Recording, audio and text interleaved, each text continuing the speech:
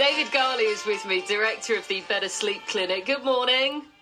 Morning, Claire. How are you? I'm well, thank you. Why do some people snore and others don't?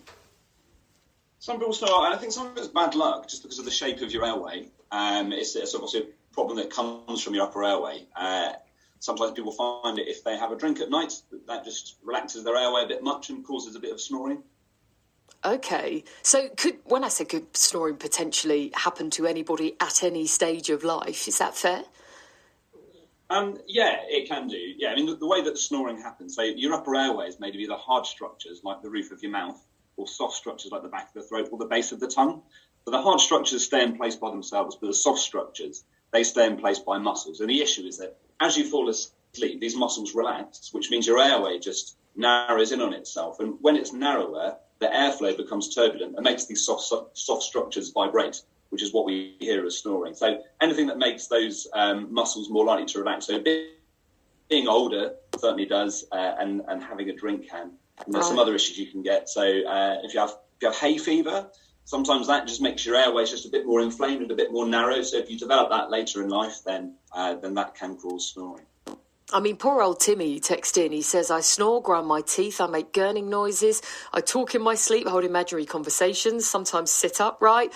I mean, has he got things going on in the head as well as the airways there?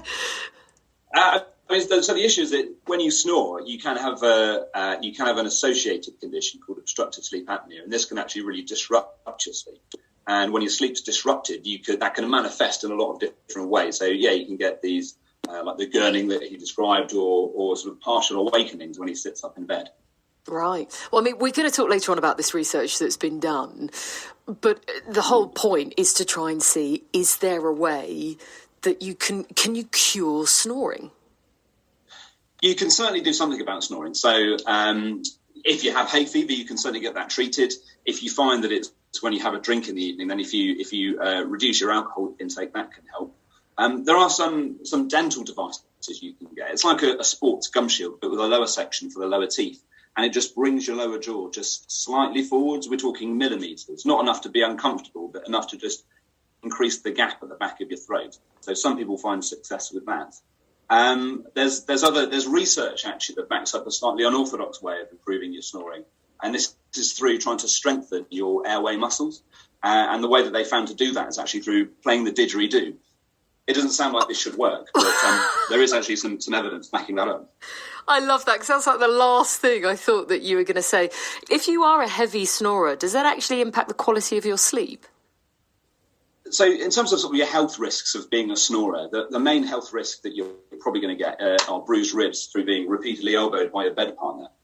But it can be more serious. There's a related condition I mentioned called obstructive sleep apnea. So this is a condition where instead of your airway just narrowing to cause snoring, it actually closes over. This means that you can't breathe periodically overnight. And so when you're not breathing, your oxygen levels are obviously dropping, and your body can only tolerate this for so long, after which it has to actually wake you up, has to pull you back from that deeper state of sleep to a shallower state. So your airway muscles regain their tone, pull open your airway, and you can breathe again. And this means that you have incredibly fragmented, poor quality sleep. Wow, I'm fascinated by sleep anyway. So thank you so much for being with us. Dave Garley there from the Sleep Clinic, which you can find out more about online. More of your stories coming in the next half an hour. Thank you.